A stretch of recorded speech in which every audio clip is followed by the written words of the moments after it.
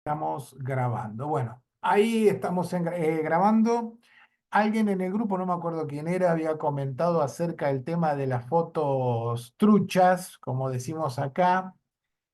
Y la realidad es que está lleno de fotos falsas, está completamente, el internet está hasta la manija de fotos falsas. Entonces, nos tenemos que acostumbrar a que es así. Hay cosas que son mediovas y si les interesa en algún momento, si quieren, podemos hacer uno de estos Zoom explicándole cómo reconocer una foto que sea verdadera o no. Y a veces hay algunas que es muy difícil saber si son verdaderas o no, más ahora con el tema de la inteligencia artificial que puede hacerse de todo y no tenés muchas referencias si realmente es una foto real o no lo es. Pero por eso no me pareció que era para darle demasiada profundidad más allá de eso. Pero sí les quería comentar, yo sé que todos o gran parte de los que están acá o que van a ver el video están haciendo el tema de la difusión del eclipse. Y hay algunas cosas que tienen que tener en cuenta. Yo les voy a dar lo que yo hice en San Fernando. Ustedes saben que tenemos un pequeño observatorio en San Fernando, provincia de Buenos Aires. Yo me voy a ir, pero queda gente, ahí va a estar usado. Entonces, tienen que recordarle a la gente siempre, siempre el tema de la hidratación, que se tienen que hidratar, que tienen que ir con sombrerito. Recuérdenselo porque la gente es levemente lenta, por decirlo de una manera suave. Son lentos, entonces como que no se dan cuenta que van a estar 1 hora al sol o van a estar 2 horas al sol. Si van a hacer los flyers o van a hacer carteles, tengan en cuenta algunas cosas. A la gente le interesan los horarios. Entonces, pongan los horarios en que empieza el máximo y cuando termina el eclipse, porque eso les va a interesar. No usen fotos que no sean la que ustedes van a ver donde ustedes están. Porque es muy feo que el eclipse sea una cosita así, que se le da un pedacito, y ustedes ponen una foto de un eclipse anular, y la gente va a esperar ver el eclipse anular, van a ver menos, se van a enojar con ustedes por nada. A ver, para que alguien escribió algo. Ah, Sheila. Nosotros invitamos a Bagio para que nos refresque. Sí, sí, vi que estaba Bagio como que, bueno, está buenísimo. Empiecen a hacer relaciones, empiecen a hacer relaciones. No, ya no te perdono, Jay, porque ya lo nuestro está todo mal. Hagan relaciones con empresas, empiecen a pensar como empresarios para hacer las cosas. A ver, ¿quién le puede interesar participar conmigo en este proyecto que va a venir tanta gente? Entonces, por ejemplo, se les ocurrió Bagio que está haciendo algo con Sheila, pero, por ejemplo, pueden hablar, si se les ocurre, hablar con alguna empresa que venda cámaras fotográficas, hablar con Canon, hay importadores acá, les puede llegar a interesar. Es un trabajo de hormiga, pero vayan pensándolo, no piensen solamente en telescopios Saraco, Cosentino, no piensen solamente en eso, vayan extendiendo otras cosas. Por ejemplo, ropa de abrigo. ¿Por qué no hacer participar a alguien que venda ropa de abrigo? Porque nosotros muchas veces estamos en lugares donde hay que estar realmente bien abrigado. Anteojos para sol, anteojos de verdad, o sea, no anteojos como los de cartón que estamos distribuyendo, sino anteojos de sol de verdad. ¿Por qué no? Entonces, vayan abriendo su cabeza a los negocios, porque esto es parte de lo que van a hacer. Aunque a ustedes no les interesen los negocios, pero te va a servir. Te va a servir tener anteojos, te va a servir tener plata para, o si no tenés plata, que te den productos que vos vas a poder distribuir. Entonces, siempre que tengan la opción de este tipo de cosas, el eclipse, el cometa, otro eclipse. En el año 2027 vamos a tener un eclipse que va a entrar a la altura de Piedra Parada, Trevelin, que ya Pablo está hasta las manos con eso y está como loco, va a cruzar toda Argentina y va a salir por toda la costa bonaerense. O sea, va a entrar por Bahía Blanca y va a ser todos los lugares de la costa, Mar del Plata, Pinamar, Miramar, todas. Eso es para un golazo de media cancha. Ya estoy hablando yo desde ahora para el año 2027. No me entiende. Dice, ¿cómo 2027? No sabemos si Argentina va a existir en el 2027. Bueno, pero hay que planificar con tiempo este tipo de actividades. Entonces, no tengan miedo de ofrecer sus ideas locas, no tengan miedo, porque siempre a alguien le va a interesar.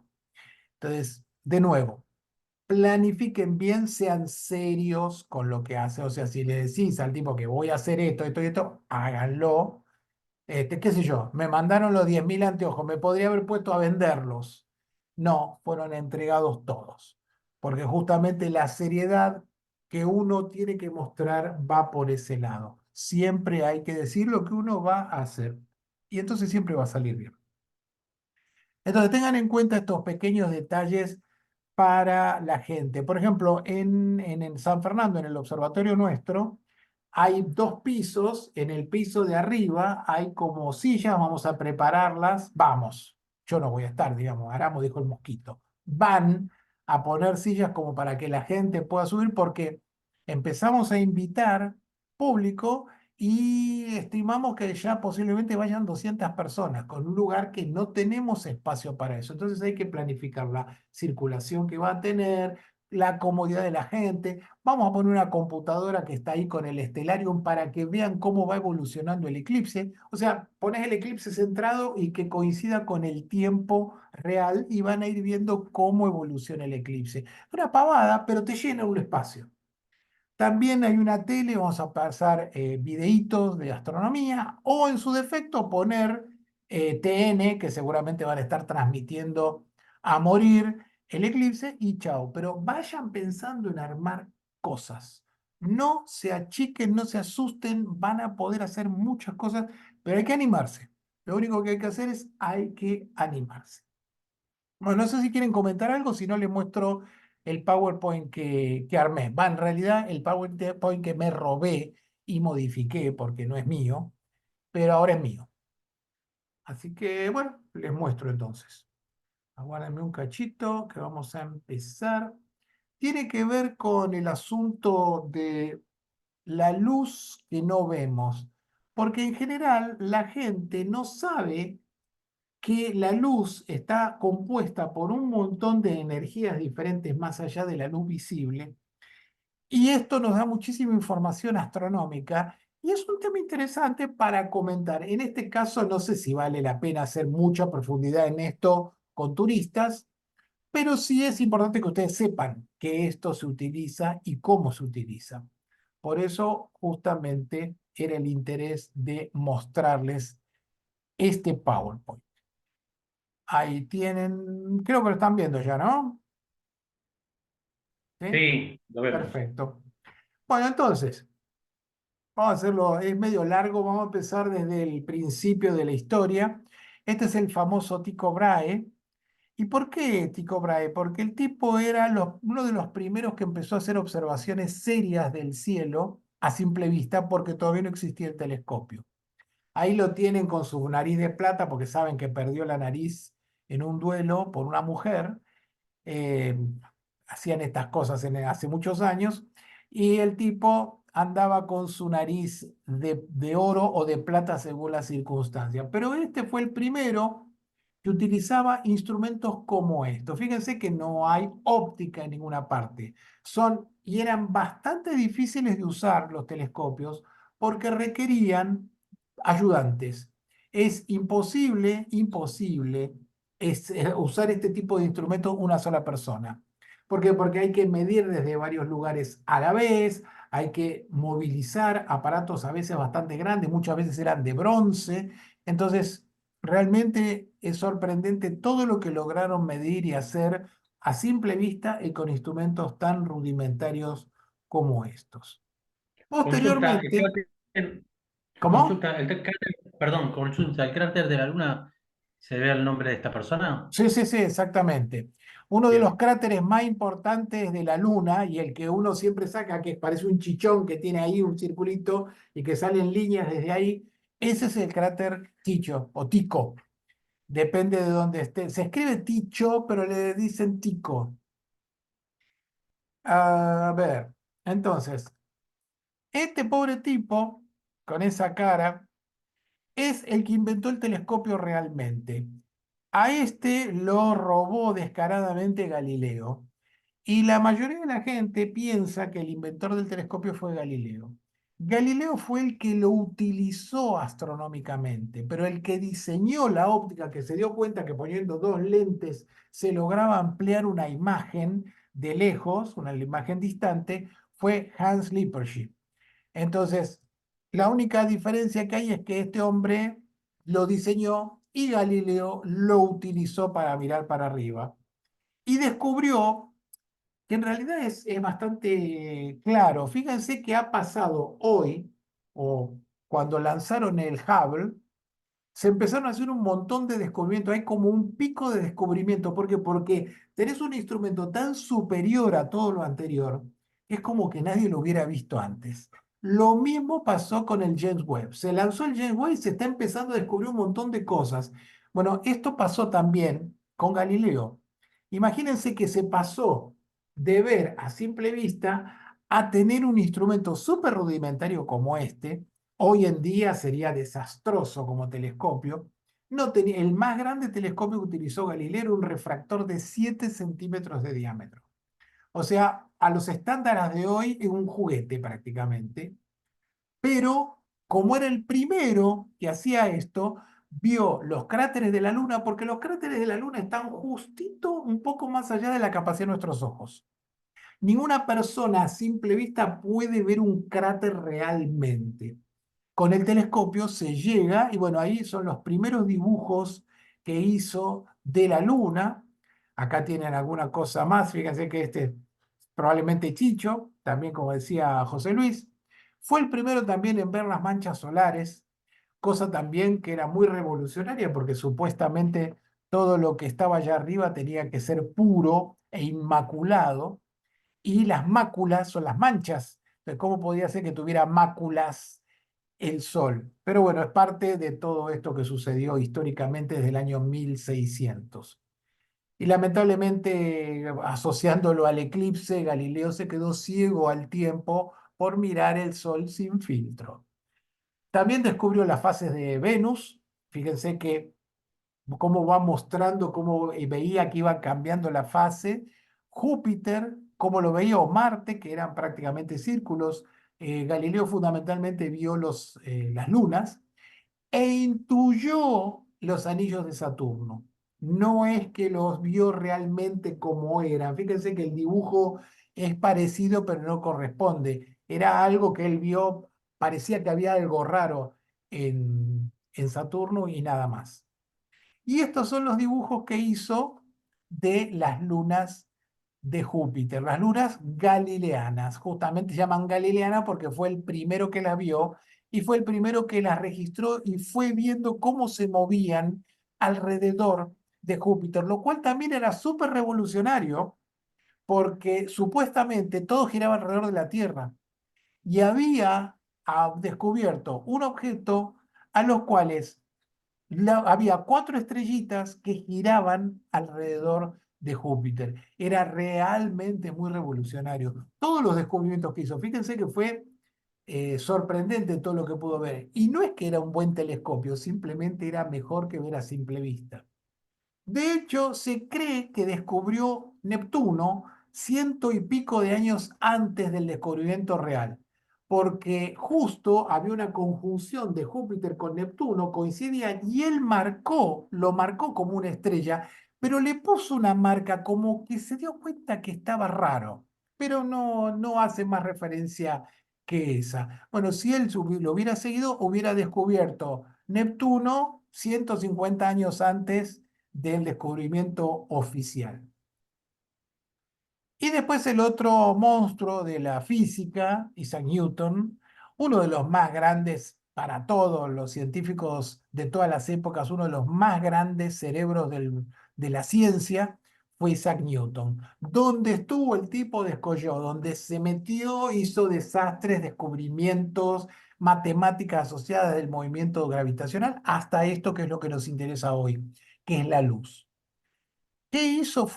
Tuvo la capacidad de que con un prisma se dio cuenta que se podía descomponer la luz en los 7 colores del arco iris.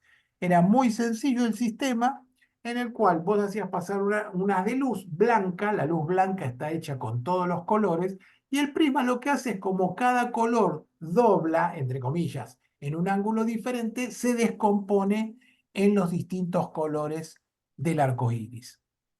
Eso era realmente muy, muy importante porque fue la primera señal de que había algo, que la luz blanca estaba hecha con componentes mucho más, estaba hecho con componentes que eran los colores. Acá tienen una versión más actualizada de cómo hacían los experimentos. Se hacía, fíjense que es sencillo, un prisma grande con un agujero en una ventana donde entraba la luz del sol y del otro lado descomponía la luz en los colores. Y fíjense que en el fondo están los discos de Newton también, que son discos de colores donde vos lo haces girar rápidamente y se ve el color blanco. O sea, podés separar o juntar los colores de manera de obtener el blanco. Hasta acá estamos hablando de 1650, 1670. Era lo máximo que se había encontrado acerca de cómo funcionaba la luz. No se sabía que había otros componentes de los colores. Acá, bueno, es una referencia que ya supongo que todos la conocerán, de Pink Floyd, pero fíjense que William Herschel, 1800, pasamos de 1600, fines de 1600 hasta 1800, pensando que lo único que había eran los colores que ven nuestros ojos, los colores que descomponía el prisma. Y William Herschel se le ocurrió hacer un experimento de poner termómetros para tratar de ver si los colores estaban relacionados con la temperatura que podía subir o que le podía dar, si había alguna energía asociada. Fíjense que, según esto, la idea era que cada color iba a tener un nivel de energía diferente, que de hecho lo midió, y metió un termómetro más allá para usarlo como cero. Digamos que como este no estaba con ningún color, no tenía que tener ningún cambio. Esa era la idea. Suele suceder en ciencia que esperás una cosa y descubrís otra. Son descubrimientos casuales.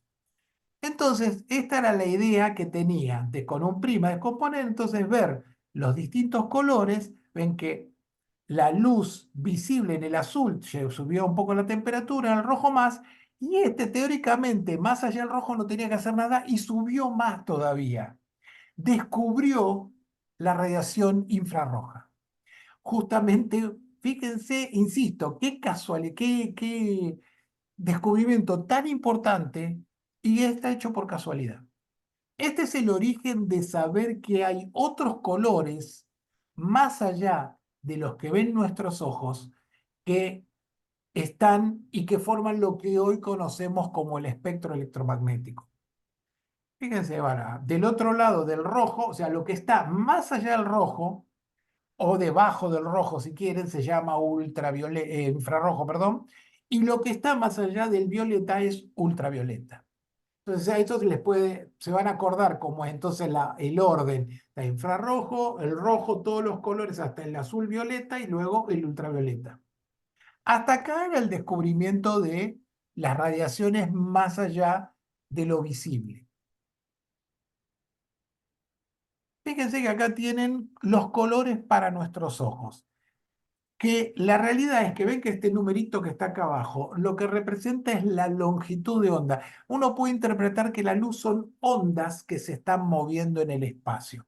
Esas ondas, según el largo de la onda, no me acuerdo si había, a ver, voy a ir un poquito más adelante.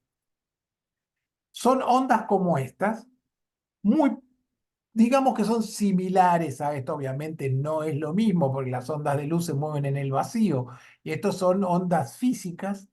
Pero lo interesante es que esto es lo que les quería comentar, es que hay una altura que tiene la onda y esa altura representa la energía, lo que sería la amplitud que está del otro lado. La amplitud es la energía. Si yo tengo una luz roja muy fuerte, va a ser con mucha amplitud. Si es una luz roja más tenue, va a ser la misma, pero con menos amplitud.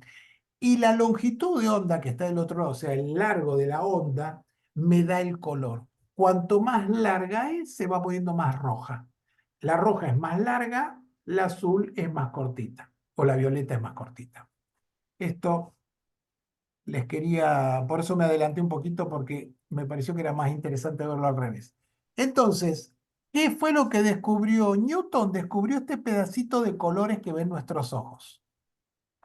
Pero más allá hay otros colores que el primero descubierto, los primeros descubiertos fue primero el infrarrojo, después el ultravioleta, o sea, los que están ahí pegaditos a la luz visible. Pero después, más allá, para el lado de la energía roja, de menor energía, están las ondas de radio, que está acá separada como radar, UHF, bueno, son ondas de radio, se la conoce como ondas de radio. Y para el otro lado, mucho más energéticas, vienen los rayos X y los rayos gamma. Y este gráfico, este diagrama que les pongo acá, tiene un error, pero lo puse porque es muy común este error, que es que considera los rayos cósmicos como luz, y no es así. Esto que dice rayos cósmicos acá está mal. Acá no hay rayos cósmicos. Los rayos cósmicos son partículas, son protones, electrones, son energía, partículas. Esto es luz, que es completamente diferente. Entonces, por eso la elimino de ahí. No tiene que estar ahí. Pero se lo digo que miren muchas veces libros de física que tienen diagramas parecidos a estos, que muchas veces ponen los rayos cósmicos y no es luz, no es parte del espectro electromagnético. Ahí volvemos a lo que estábamos viendo. Bueno, esto es la realidad de cómo es un diagrama de cómo se piensa que se mueve la luz, que tiene un campo eléctrico y un campo magnético que está a 90 grados, como que van cruzados uno con el otro. Por eso se llama campo electromagnético. Y acá tienen un diagramita también muy bonito, en el cual, fíjense que a este sí está bien, ven que llega hasta los rayos X, ultravioleta, visible, infrarrojo, microondas y radio. Hacia la derecha de usted, o sea, lo que están viendo hacia la derecha, o sea, los rayos gamma son los de más energía y las ondas de radio son las de menor energía. Por eso los rayos X, por ejemplo, pueden traspasarnos si nos sacamos una radiografía, porque tiene tanta energía que nos traspasa. En cambio, para el otro lado, las ondas de radio no hacen demasiado, no tienen asociada una gran energía. Y esto desde el punto de vista astronómico es súper importante. ¿Por qué? Porque si yo veo en el espacio, tengo un telescopio que detecta rayos gamma y veo algo en rayos gamma, está asociado a una energía enorme y por lo tanto es un fenómeno superviolento. Por ejemplo, una explosión de una supernova. Por ejemplo, una colisión de dos agujeros negros, cosas por el estilo, tienen una emisión de rayos gamma enorme. Cuando la temperatura es un poquito menor, lo que estoy viendo no es tan violento, estoy en rayos X. Igual todavía mucha energía. Si tiene menor temperatura, por ejemplo, las estrellas muy calientes, estrellas de 40 a 50 mil Kelvin, son estrellas que brillan fundamentalmente en ultravioleta. Nuestro Sol está en el visible y cuando ya nos vamos para el otro lado, el infrarrojo son temperaturas menores. Por ejemplo, nuestro planeta brilla bastante en infrarrojo y para el otro lado, microondas. Por ejemplo, las nubes de gas en el espacio interestelar que no están relacionadas, no tienen estrellas cerca, emiten en ondas de radio. ¿Por qué? Porque no tienen mucha energía asociada. Entonces esas nubes de gas están a muy baja energía. Entonces fíjense que esto del espectro electromagnético es importantísimo porque nos dice todo lo que está pasando. Y acá abajo ven que tiene, hay una par de personas, una mariposa, es para dar una idea del tamaño de la longitud de onda. Cuando estamos hablando de ondas de radio, es el tamaño de un edificio, es la onda. Si estamos hablando de microondas, estamos hablando de una escala humana. Si hablamos de luz visible, estamos hablando de protozoos, o sea, estamos hablando de algo realmente pequeño, de milésimas de milímetro. Y cuando nos estamos yendo a los rayos gamma, estamos hablando de frecuencias muy altas y longitudes de onda, perdón, sí, muy altas y longitudes de onda pequeñísimas. ¿Se entiende hasta ahora? ¿Sí? Sí. ¿Así? Pará, Claudio, porque Dale. tenés que tener compasión de tu alumna. O sea, cuanto más grande, más fría. Y Cuanto cuanto más grande más, tiene menos energía asociada, sí, ajá, bien, claro. exactamente. Entonces, si Es lo que pasa. vos estás viendo una nebulosa que está en el medio de la nada, ponele el saco de carbón que es una nube oscura que está lejos de otras estrellas, vos la medís en ondas de radio y emite fundamentalmente en ondas de radio. Si vos mirás un cuásar, un objeto súper energético, va a estar fundamentalmente en rayos X y rayos gamma. O explosiones de estrellas se van fundamentalmente para los rayos X y los rayos gamma. No quiere decir que no emitan otras cosas. El Sol emite casi todo, pero su máximo está en el visible. Las nubes de gas interestelar, su máximo está en las ondas de radio. ¿Entiendes?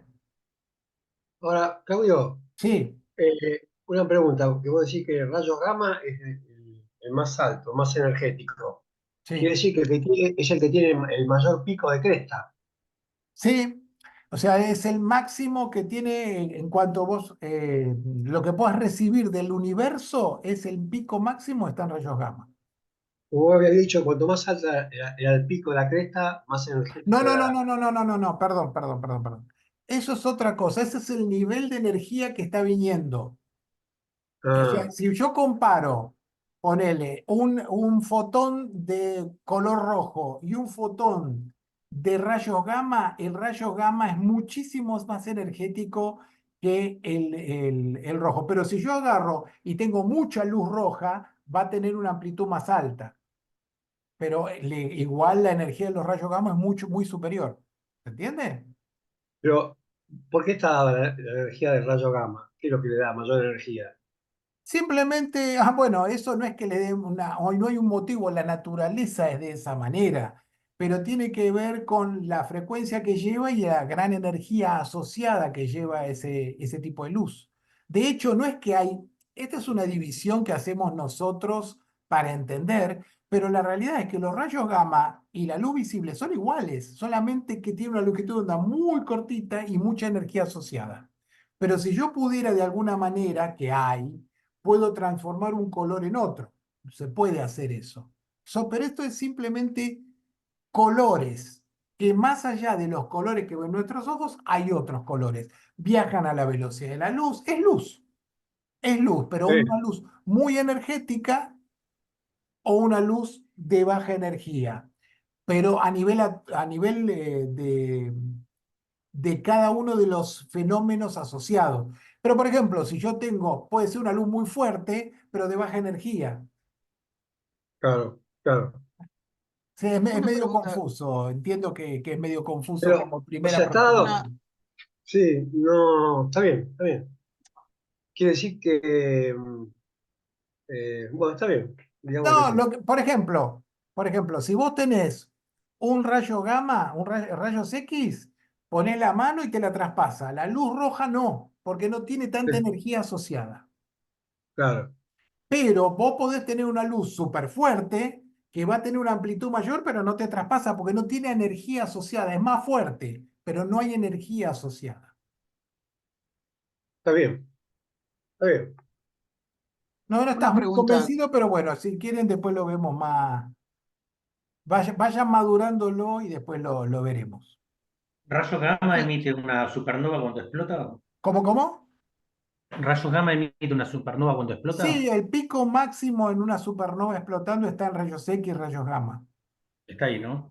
Sí, exactamente. yo quería preguntarte, cuando vos hablas que hay algunos objetos que emiten, por ejemplo, en ultravioleta, ¿eso Sí. significa que no emiten luz visible? No, no, no, ¿Solo no, no, le no. emiten? No, no. Por eso decía que en general los astros emiten en todos los colores, pero tienen un pico fundamental que es su temperatura asociada. Entonces, una estrella como el Sol, el pico está en el color amarillo verdoso, pero emite ultravioleta.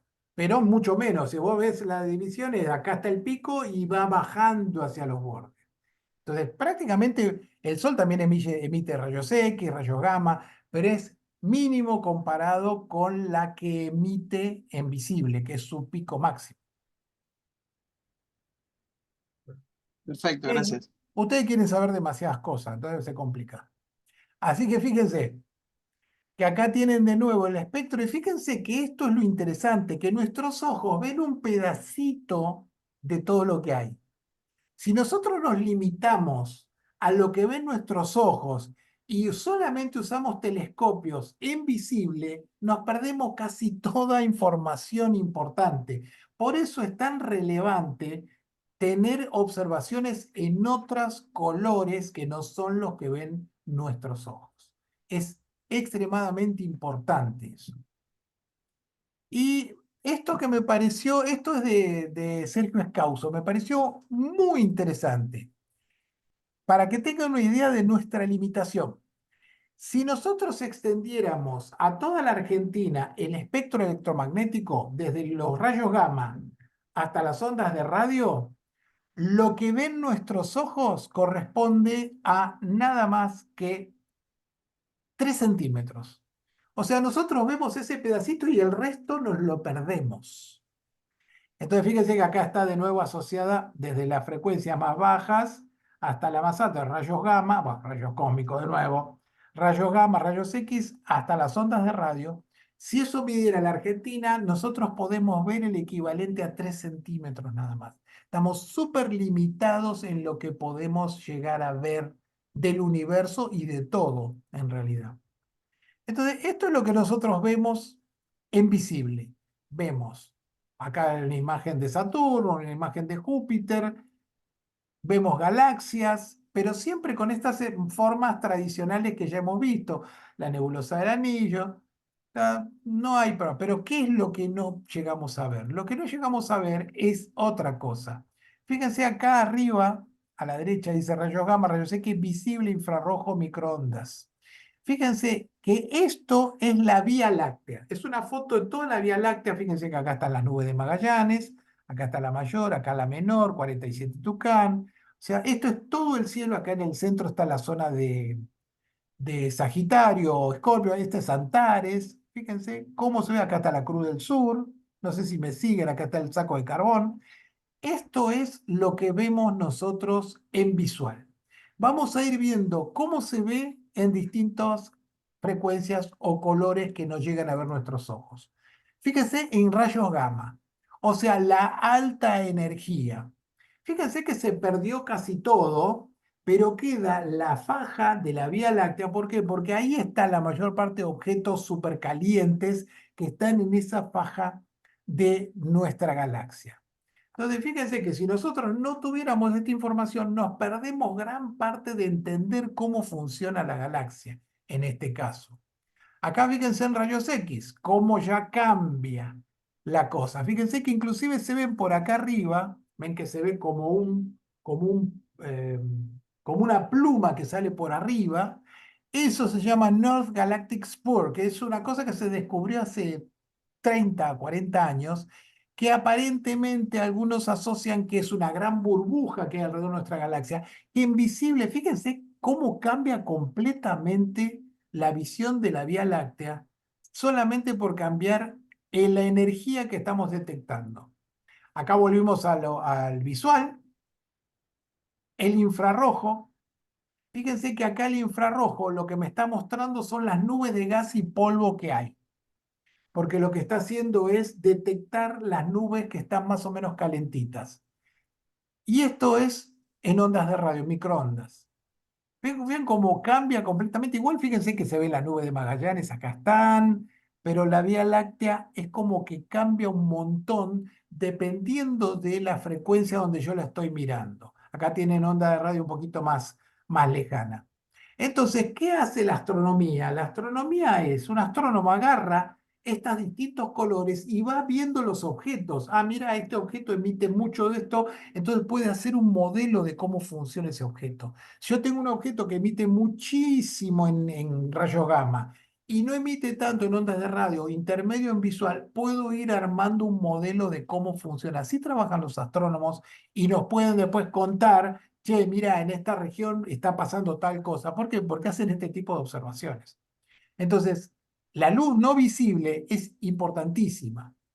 Fíjense, acá tenemos de un lado a la izquierda, las galaxias Messiero 81 y 82 que se ven del hemisferio norte, son una galaxia bastante compleja que tiene emisión de energía, una galaxia espiral, y acá está la otra galaxita que apenas se ve. Yo les digo que está porque me tienen que creer. NGC 2976 está acá. Pero fíjense que si la miro en ondas de radio, hay toda una nube de gas que las está relacionando. Y fíjense que esta es obvia y evidente, que acá no se ve tan fácilmente. Insisto, te tengo que decir, mira, che, ahí hay otra galaxia. Pero acá hay algo decir, che, ¿qué es esto que está acá tan brillante? Entonces, fíjense que si yo voy mirando en distintos colores, puedo saber distintas cosas de los objetos que están en cuestión. Esto es la radiación de fondo, esto es la imagen del comienzo del universo. Esto es la radiación de fondo de la explosión inicial del universo. Y fíjense que se puede detectar los primeros albores de nuestro universo. No voy a entrar en mucho detalle porque si no vamos a ir al demonio. Las imágenes en infrarrojo, que ahí no sé, a más de uno no le va a gustar, a los que les gustan los bichos sí le va a gustar, pero fíjense la araña que está un poco más fría que la temperatura de la mano de la persona que la sostiene. Con esto uno puede detectar diferencias térmicas. Esto es una aplicación práctica que tiene el infrarrojo en nuestro planeta. Pero fíjense acá la recontra archimega hiperconocida constelación de Orión. Fíjense que está las estrellas, la cabeza de Orión, la nebulosa de Orión, las Tres Marías, ahí se empieza a ver un poquito cabeza de caballo y las nebulosas que están por ahí asociadas. Pero fíjense cómo se ve Rigel, se ve Betelgeuse, se ven todas muy bien. Si yo hago la misma imagen en infrarrojo, fíjense que inclusive las Tres Marías desaparecen. ¿Por qué? Porque las Tres Marías son muy calientes, entonces emiten mucho en visible, mucho en ultravioleta, pero en infrarrojo casi no emiten nada. Pero las nebulosas, fíjense cómo brillan. Miren que está, apenas se ve cómo brilla en la otra imagen. Fíjense que es importantísimo ver en distintos colores. Miren esta estructura que está acá, que directamente en visible no se ve. Por eso es la validez, no quiero repetir tanto la palabra importancia, la relevancia, para cambiarlo un poco, de el hacer observaciones en distintos colores. Lo que nosotros no vemos es sumamente importante. Fíjense, por ejemplo, una región, una nube de polvo interestelar, que se ve negra, o sea, es tan oscura la nebulosa que no deja pasar la luz de atrás, ni si tuviera, no, adentro no tiene nada, hay objetos muy fríos, pero de atrás no deja ver absolutamente nada. Si yo hago una foto en infrarrojo, fíjense que empieza a traspasar la nebulosa. Inclusive algunas estrellas se empiezan a ver más brillantes. ¿Por qué? Porque está aplacando el brillo de las nebulosas, o sea, lo que absorbe la nebulosa, y está traspasando y permitiéndome ver un poco más. Fíjense, inclusive estrellas que se ven más brillantes, es completamente diferente una imagen de la otra. Entonces, comparándolas, puedo deducir cómo es esa estrella, o cómo es esa nebulosa, o qué le está pasando a esa nebulosa. Esta también es recontra conocida, la nebulosa del Águila o las pilares de la creación también, que así la llaman, en visible, que acá siempre ven que dice visible, y en infrarrojo. Fíjense que en infrarrojo va traspasando, noten la cantidad de estrellas que hay acá y cómo en la de al lado se multiplican. ¿Por qué? Porque está traspasando las nebulosas. Al traspasar las nebulosas me permite ver más todo lo que hay detrás, que en visible no lo llego a ver. Y esto está relacionado bastante, si quieren, con el tema de las luces que uno utiliza en el auto. Cuando vas en un auto, la antiniebla, ¿qué color es? El antiniebla es amarillo Amarilla. rojizo. ¿Cómo? Amarilla. No, dije amarilla, discúlpame. Bueno, anda por ahí. ¿Por qué? Porque es más cerca del color rojo y traspasa más fácilmente la humedad. Entonces, cuanto más roja es la luz que vos utilizás, mejor traspasa todo eso. No vamos a entrar en detalle por qué, me van a tener que creer. Porque si no, tenemos que entrar en detalles que tienen que ver con la óptica y la dispersión de la energía y se les va a quemar la cabeza. Entonces, para otra oportunidad, si quieren, lo vemos. Por ese Y motivo, la cuando vos importancia, ¿Cómo?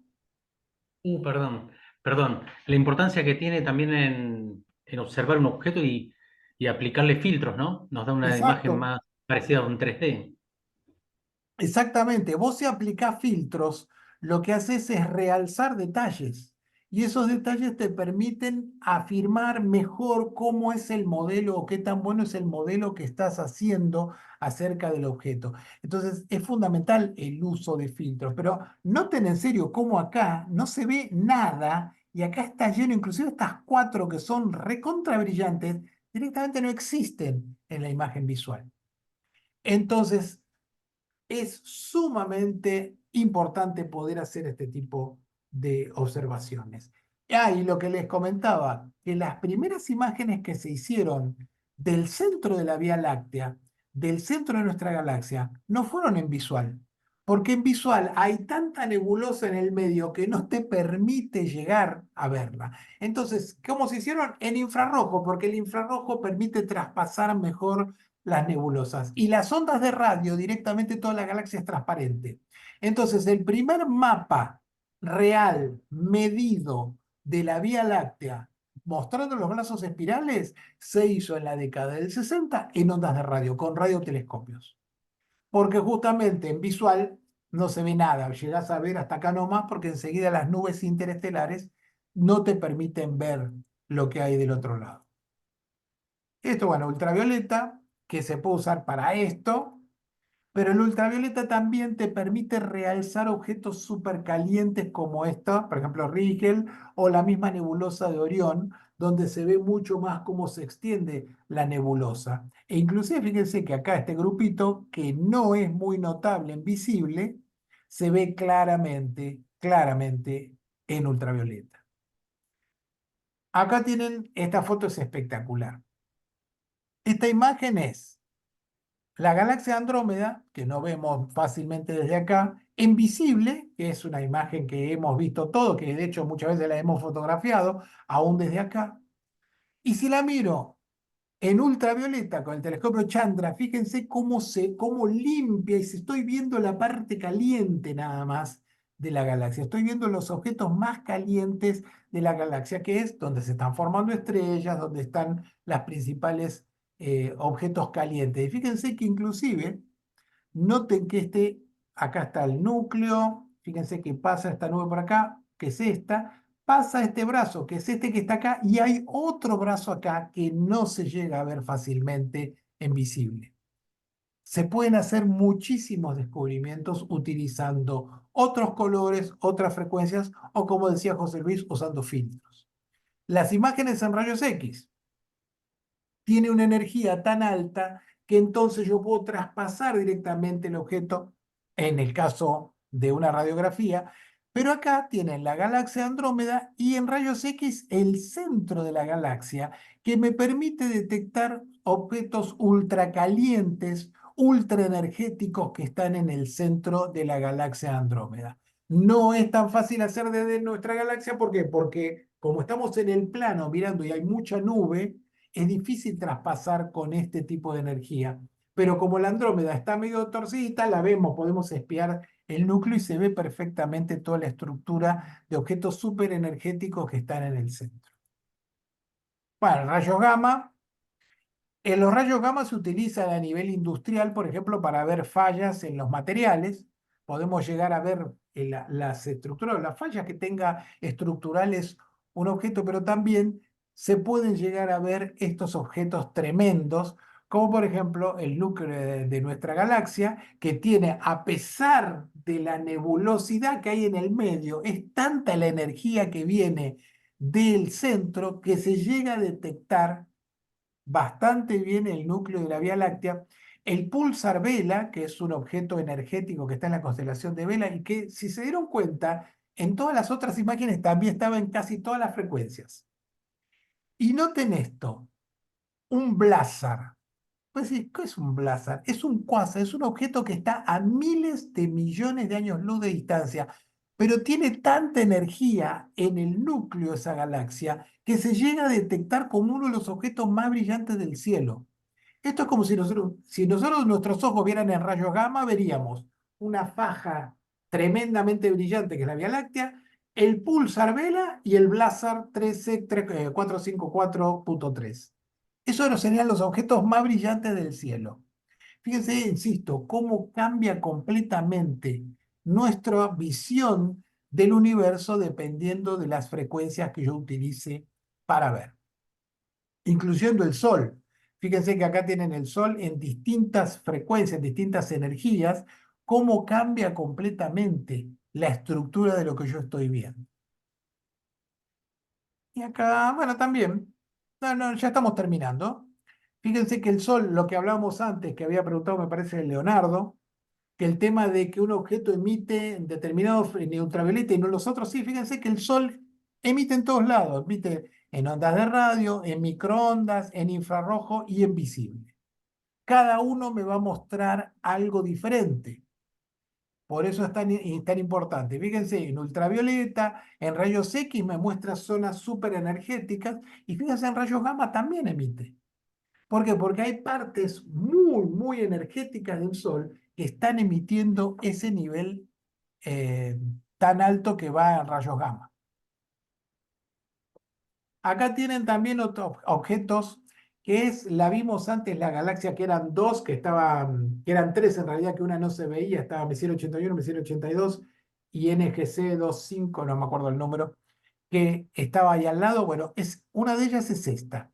Fíjense que si la miro en rayos X veo la parte del núcleo de los puntos de energía muy fuertes que tiene en el centro. Si miro en ultravioleta ya estoy viendo un poco de las nubes de gas, de la formación estelar. Si miro en visible veo la forma esa de cigarro que tiene habitualmente, y si no, en color también puedo llegar a ver estructuras dentro de la galaxia. Esta es la importancia de la luz que no vemos. La luz que no vemos nos dice muchísimo acerca del funcionamiento de los objetos.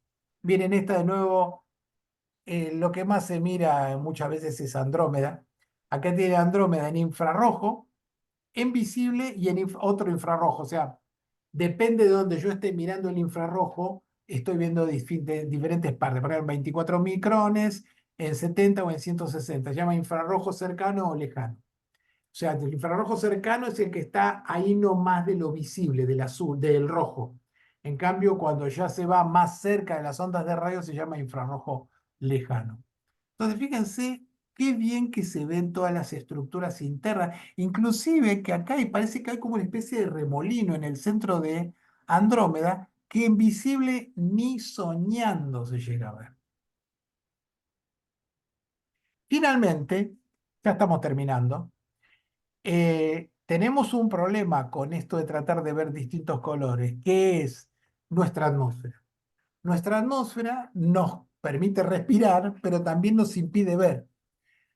¿Qué quiere decir esto? Que nuestra atmósfera es completamente transparente, ven que lo ven acá, al visual, o sea, lo que ven nuestros ojos. Es completamente transparente a las ondas de radio. Pero después, hasta determinado nivel, se pone opaca. Inclusive en infrarrojo hay algunas ventanas que se abren, pero en general no pasa nada. Y por suerte, del otro lado, todo lo que sea rayos gamma, rayos X y ultravioleta se bloquea completamente, porque si no estaríamos muertos, si no fuera de esta manera. Pero lo importante es que para poder ver todo eso, ¿qué se hace? Se ponen telescopios en órbita. Este es el motivo por el cual se ponen telescopios en órbita. Más allá de que están fuera de la atmósfera y no tienen turbulencia, eso se puede corregir, pero lo que no podés es detectar cosas, no puedo detectar rayos gamma desde la superficie de la Tierra fácilmente. Acá tiene un radiotelescopio que es más o menos similar a cualquiera que hayan visto, que está el IAR acá en La Plata, que tiene una superficie reflectora y un sensor. Es como una antena de radio que uso para escuchar cualquier radio que quiera. Bueno, lo que hace es mirar para arriba y escuchar, entre comillas, el ruido que viene del espacio. Por ejemplo, si yo cambio la frecuencia y la pongo en 21 centímetros, lo que hago estoy escuchando el hidrógeno del universo. Cuando los telescopios, ¿se acuerdan que le decía el primer mapa que se dibujó de la galaxia? Estaba en 21 centímetros, que es la emisión de hidrógeno. Entonces, a partir de ese puedo reconstruir el primer mapa de espiral de nuestra galaxia. Y tenemos microondas, no los quiero cansar. Simplemente comentarles que ahora también hay una astronomía de las ondas gravitacionales, que es que cuando hay un objeto, un fenómeno muy violento, a diferencia, no es luz esto, pero sí el espacio se puede ondear cuando hay un fenómeno muy violento, como por ejemplo el impacto de dos agujeros negros que se juntan. Eso produce ondas en el espacio que se transportan a la velocidad de la luz y que si eso se detecta, que se ha logrado hacer, se pueden llegar a reconstruir lo que sucedió que produjo esto. Este es uno de los observatorios más conocidos de ondas gravitacionales que se llama LIGO, que es, en realidad lo que pasa es que como al pasar las ondas, la Tierra groseramente hace esto cuando pasan las ondas, se deforma. Pero las deformaciones son del orden de átomos prácticamente. Entonces, este aparato lo que hace es la detección de esas deformaciones. Realmente la astronomía que se está viniendo es sorprendente. Bueno, eso era todo, no quiero profundizar mucho más porque se van a volver locos. Bien, preguntas. Ninguna, por supuesto. Bueno, listo. Entonces, así quedamos. Sí, Profe, puede. Sí, dale, andante. no digo, obviamente seguro, no ha estado quizás en el programa de usted hoy de comentar, pero así como un agregado que todos por ahí ya lo sabemos, de que, por ejemplo, la luz esa viene, es la única data que tiene hoy un astrónomo, un físico, obviamente un aficionado, y viene de una distancia y de un tiempo, o sea, bastante, ¿no?